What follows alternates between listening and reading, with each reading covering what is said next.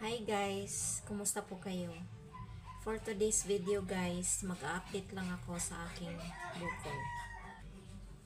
Hindi na ako magpapaligoy-ligoy guys. Kailangan i-share ko to para ma-aware din kayo. Lalo na yung may mga bukol tulad ko. Especially sa mga taong ayaw magpatingin ng doktor tulad ko, matigas ang ulo, may prinsipyo, ayaw ipatingin ng doktor.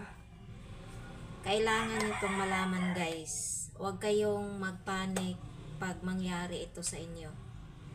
Huwag kayong malungkot, huwag kayong magpanik, huwag kayong mag-alala masyado para hindi mas lalong lalala yung sakit nyo. Guys, ito na, sasabihin ko na sa inyong lahat. Almost 2 weeks nang nag-trigger na naman ang bukol ko guys.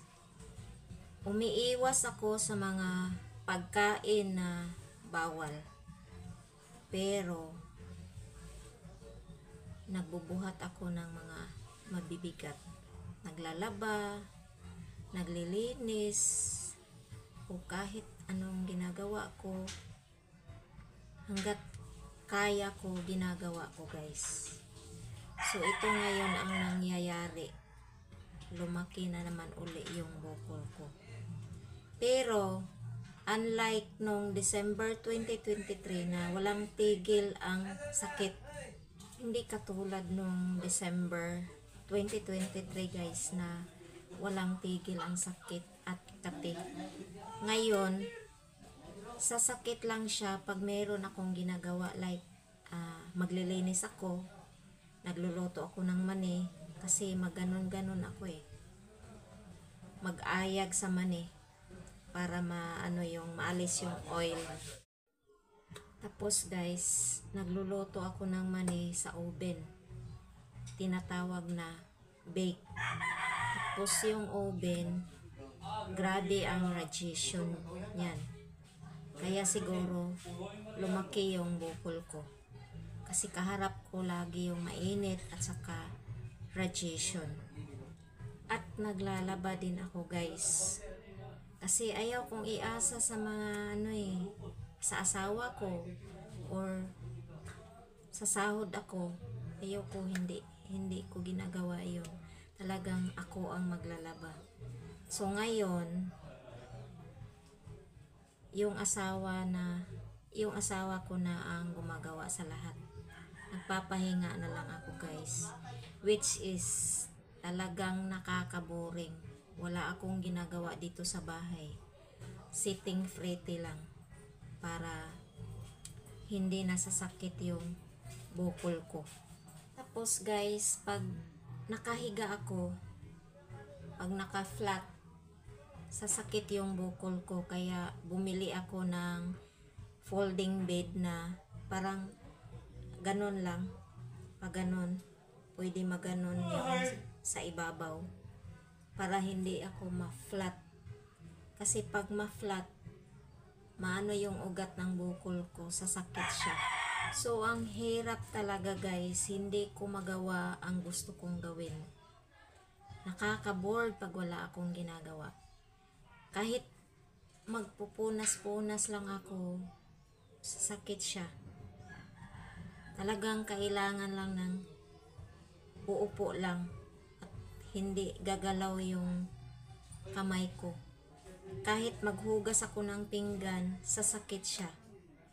Pero kung nakaupo lang ako tulad nito, hindi siya sasakit. Nung una kasi guys, ang nararamdaman ko is ito lang. Parang merong arthritis dito.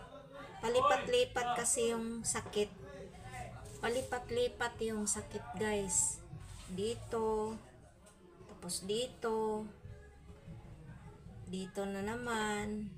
Sabi nila, ang arthritis is kahit saan banda ng katawan. Kaya, I think arthritis yun. Nung nagtagal na, lumipat dito sa soso ko ang sakit. Iwan ko ba't ganon. Siguro dala ng mga mabibigat na mga ginagawa ko. Kaya dito na siya pumunta. Yung ugat dito, ano yun sa ugat ng suso natin. Kaya siguro lumipat dito yung sakit. Humihinto naman yung sakit niya guys. Iwan ko ba't ganun. Wala pa rin akong ibang ginagamot, iniinom. Only malunggay lang.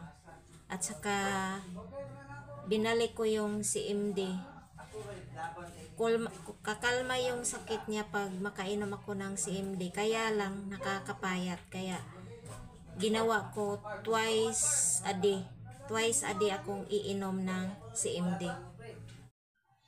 Ito yung ginagamit ko na CMD guys. Minsan hinahaplasan ko dito kasi hanggang dito sa sakit Tapos yung likod ko sumasakit din. Kakalma talaga ang sakit guys pag makainom ako nito at mahaplasan.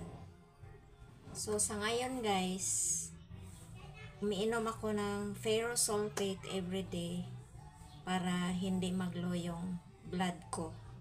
Kasi pag mga food supplement nakaka-lower ng blood.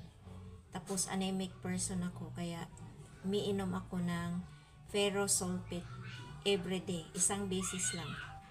So guys, hanggang dito lang muna tayo for today's video.